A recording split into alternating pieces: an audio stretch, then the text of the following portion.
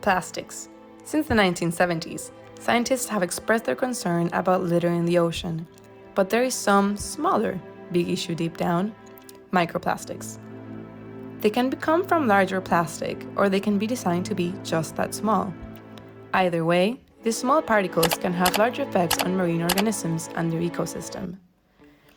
So the thing with microplastics is that, well, they are very small, so it might not look like they're there.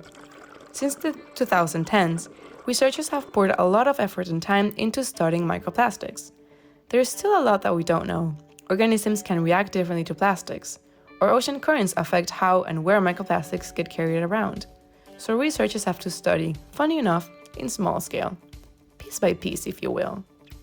You have been watching one group of young researchers try to do just that. They are trying to see how microplastics are distributed in the small bay of Tjärnö, Sweden. They are planning to collect water samples and take them back to the lab. There, they are going to filter the water and count the microplastics so that they can better understand where the microplastics are. Okay, back to our story. So microplastic research actually started in the oceans. One marine ecologist named Richard Thompson coined the term in 2004.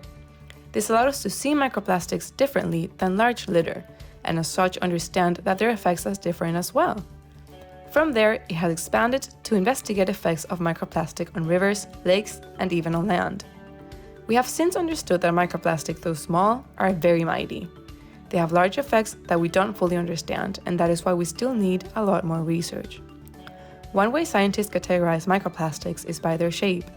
Our young researchers have found this fiber microplastic. They have also found this natural fiber. If they look similar to you, well, they might look similar to small animals too. They might eat it, and then it accumulates all the way up the food web. By looking at microplastic shape, we can get clues about where it came from. Since our researchers have found lots of blue fibers, it is likely that one of the main sources of contamination in the bay are fibers that break down from our clothes, ropes, and fishing gear. And speaking of our researchers, what have they found? It appears that the distribution of microplastics is not equal throughout the bay.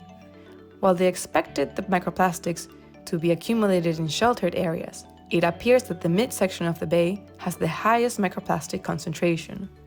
They would next like to investigate where all this plastic is coming from and what the current conditions are inside the bay that pushes them to this spot.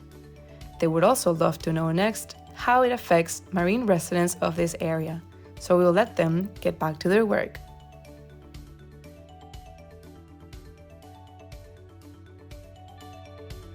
One.